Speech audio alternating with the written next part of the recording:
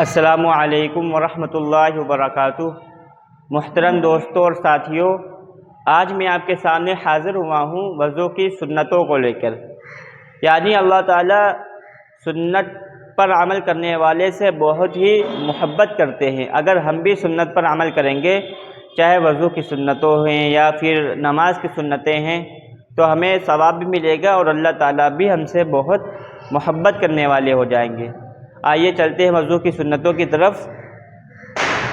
Number 1 پر ہے نیت کرنا، یعنی دل سے ارادہ کر لینے کو نیت کہتے ہیں۔ یعنی دل سے ارادہ کر لے کہ ہم وضو کرنے جا رہے ہیں۔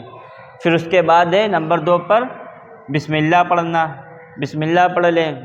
پھر اس کے بعد نمبر 3 ہے دونوں ہاتھ گٹوں تک دھونا، یعنی یہ جو گٹا ہے ہمارا، یہاں تک دونوں ہاتھوں کو دھلنا۔ پھر اس کے بعد ہے مسواک کرنا۔ پھر نمبر 5 3 بار کلی کرنا، 3 بار اچھے سے کلی کر لینا۔ نمبر 6 پہ ہے 3 بار ناک میں پانی ڈالنا، یعنی 3 بار ناک میں پانی ڈال کے ناک کو صاف کر لینا، یہ جو نرم ہڈی ہے یہاں تک۔ پھر اس کے بعد نمبر 7 داڑھی کا خلال کرنا، داڑھی کا پانی لے کر اس طرح سے خلال کر لینا، یہ ہے خلال۔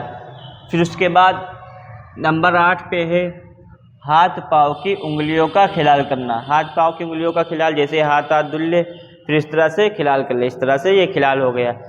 پاؤں کی انگلیوں کا ہے اس طرح سے کر لے، اس طرح سے۔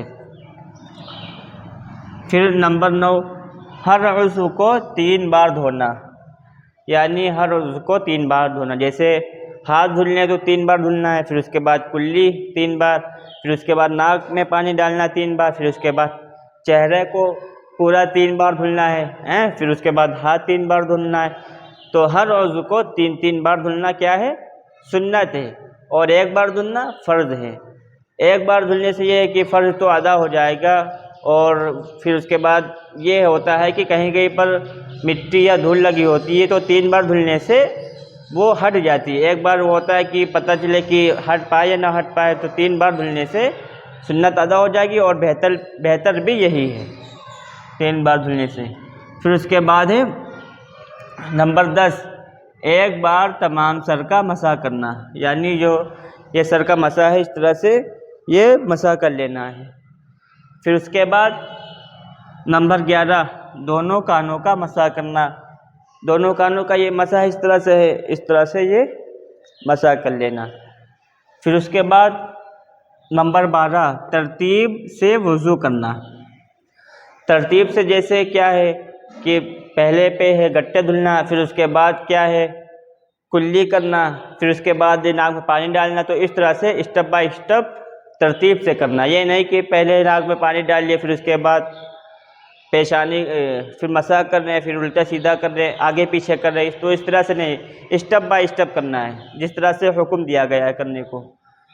پھر اس کے بعد نمبر 13 پے در پہ ہر عضو کو دھونا، یعنی پے در پہ ہر عضو کو دھونا کہ ایک عضو خشک نہ ہونے پائے کہ دوسرا عضو دھو دے۔ جیسے کہ یہ ہے کہ پہلے کلی کیا، پھر اس کے بعد کیا ہے چہرہ دھلا، چہرہ دھلنے کے بعد کیا دھلنا ہے؟ ہاتھوں کو دھلنا ہے، یا کونیوں سمیت ہاتھوں کو دھلنا ہے۔ تو یہ چہرہ ہمارا خشک ہونے نہ پائے کہ ہم ہاتھوں کو دھل دیں۔ یہ نہیں کہ اب چہرہ دھل چکے ہیں پھر اس کے بعد فون آ گیا، فون پہ باتیں کرنے لگے، پتہ چلا کہ ہمارا یہ چہرہ کیا ہو گیا؟ خشک ہو گیا ہے، سوکھ گیا ہے۔ اب ہم ہاتھ دھلنے تو یہ کیا ہو گیا؟ ہم سنت سے ہٹ گئے۔ سنت تو یہی ہے کہ سوکھنے سے پہلے ہمیں ہاتھوں کو دھل لینا ہے، تب یہ ہماری سنت ادا ہوگی۔ تو امید ہے ناظرین آپ کو یہ وضو کی سنتیں سمجھ میں آ گئی ہوں گی، اور اللہ تعالیٰ سے دعا کہ اللہ تعالیٰ ہمیں ہر سنت پر عمل کرنے کی توفیق عطا فرمائے۔ السلام علیکم ورحمۃ اللہ وبرکاتہ۔